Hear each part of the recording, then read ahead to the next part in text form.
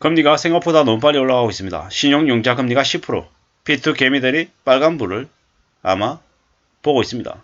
신용융자의 연체금리는 12% 육박가 됩니다. 마이너 대출도 이 정도 될 것 같습니다. 이제 점점 더 충격에 충격을 겪는 거죠. 금리 인상기에는 빚을 내 주식을 투자하는 B2 개미들의 이자 부담이 점점 늘어나고 있다고 봐야 됩니다. 한때는 한 2, 3, 4%에 빚 내가지고 주식 해가지고 7, 8% 벌면 그냥 차익을 3, 4% 그냥 벌 수 있었기 때문에 매우 쉬웠던 거죠. 너무 쉽게 돈을 번다라고 생각했던 거죠. 근데 이게 점점 더 바뀌어가고 있다는 거죠. 지금 현재 정거사에서 근무하는 사람들의 분위기는 매우 안 좋습니다. 왜겠습니까? 사람들이 점점 주식시장을 외면하기도 하고 또 주가가 계속 떨어지니까 사람들이 사고 팔고 하는 것들도 좀 예전만 하지 못하다라는 거죠. 돈을 벌 때는, 돈이 많이 벌릴 때는 사람들이 신나서 계속 또 빌리고 계속 했겠지만 지금 같은 상황에서는 그러지 못하더라는 거죠. 많이 우려스럽죠. 정권사의 연체이자가 이미 12%를 넘어섰다. 이게 좀 더 지나면 어떻게 되겠습니까? 15가 되고 18이 되고 20이 될 수도 있겠다라고 생각해야 됩니다. 우리는 언제든지 힘들고 어려운 상황을 염두에 두면서 지내야 된다라는 말씀을 드립니다. 우리가 사는 삶이 그냥 별 것 없고 그냥 괜찮아 이러면서 살 수 있는 게 아니라는 거죠. 마이너 대출도 이제는 금리가 얼마까지 올라가 있습니까? 마이너스. 이제 놀라운 일인 거죠. 점점 더 우리는 우려하면서 살아야 되는 겁니다. 이렇게 얘기하는 거죠. 주담대 8%, 마통 10%. 이거 무서운 일인 거죠. 주담대 8%, 마통 10%, 카드론 15% 시대 감이 안 오냐? 라고 이제 언론 뉴스가 우리들에게 묻습니다. 지금 금리가 미친듯이 오르고 있는데 너 함부로 빚낼 거냐? 너 이미 빚냈으면 너 앞으로 어떻게 될지 이제 눈치챘지. 정신 바짝 차려. 이렇게 이제 얘기하고 있는 거죠. 상상을 초월하는 대충격들이 이제 벌어지고 있는 거다라고 생각해야 됩니다. 아무도 그냥 별일 없는 것처럼 하지 않는다라는 거죠.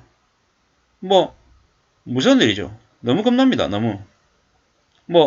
이게 별일 아닌 것처럼 괜찮은 것처럼 얘기하지만 정신 바짝 차려야 됩니다.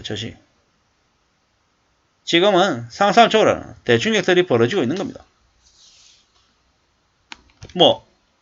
어떻게 될까요, 앞으로? 무리하게 빚을 낸 사람들이 몰락을 거듭할 거다라는 거죠. 그리고 많은 기업들이 파산하고, 부도나고, 또 무너지고, 또 무너지는 일이 앞으로 1년, 2년, 3년, 4년, 5년 내내 일어난다라고 봐야 되는 거죠. 미국의 금리 인상 속도가 안 줄어들죠. 더 올라갈 거죠. 연말에 주담대 대출 금리 상단이 8%가 아니라 9% 얘기하고 있습니다. 9% 얘기하고요. 마이너 통장의 금리는 12% 얘기하고 카드론 상단은 17%까지 얘기하고 있습니다. 이 뉴스가 9월 26일자 뉴스인데 지금 이제 10월 17일 이제 한 3주, 2, 3주 지났잖아요. 2, 3주 만에 이 분위기가 또 달라졌다라는 거죠. 또 참 무서운 얘기입니다. 이게 지금 이제 9월달 버전이잖아요. 10월 13일, 10월 17일, 10월 18일 버전 되면 어떻게 될까요? 이제 더 올라가는 거죠. 깜짝깜짝 놀랄 일들이 계속 일어난다라고 봐야 됩니다. 이러한 상황에서 어떻게 쉽게 뭔가를 생각하고 움직이겠습니까? 함부로 움직이면 안 된다라는 겁니다. 적어도 지금은 뭔가를 욕심을 부려서는 안 된다라는 얘기를 하고 싶습니다.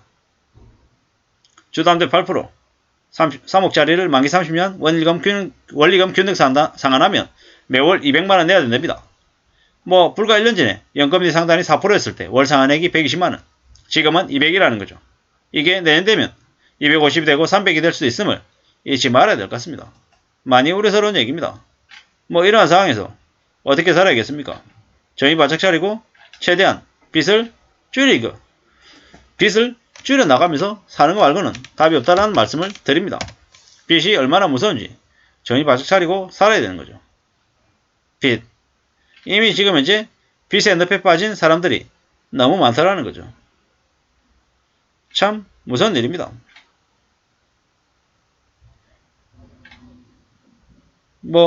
빚 때문에 오를 게 뻔하다라는 거죠. 뭐 우리만 그런 게 아니라 중국의 부동산 45%도 빚을 감당 못한 위기에 놓여 있다라고 합니다. 충격이죠. 충격입니다. 뭐 어떻게 될까요? 우리의 삶이 어떨까요? 참 무서운 얘기죠. 참 걱정입니다. 걱정.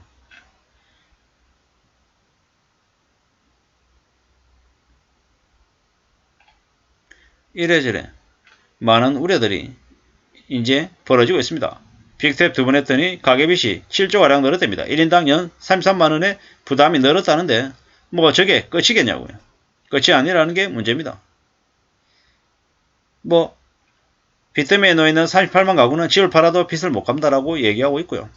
참 저게 뭔가 싶은 거죠. 뭐 집 팔아서 빚 못 갚는 가구 38만 가구 69조의 빚이 폭탄이 된다라는 거죠.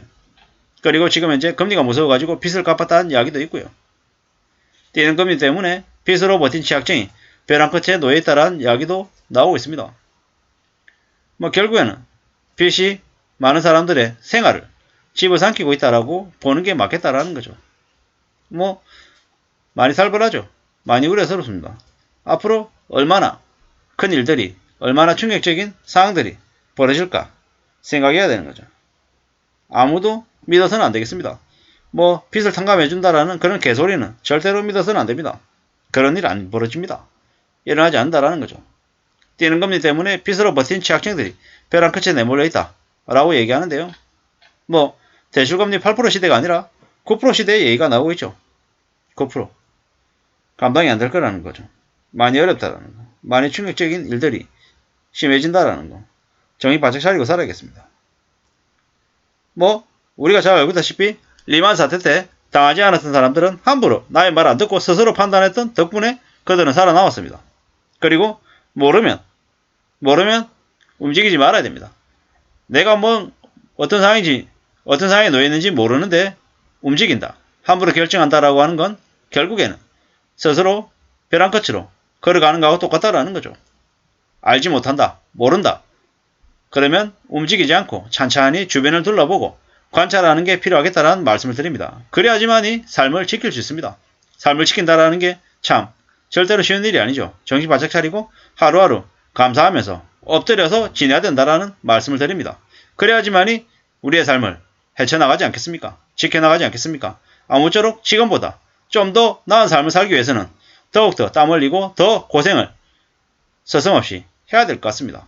지금은 빚이 점점 더 우리의 삶을 위협하고 있는 시대입니다. 아무쪼록 삶을 지켜나갈 각오를 해야 될 것 같습니다. 이상입니다.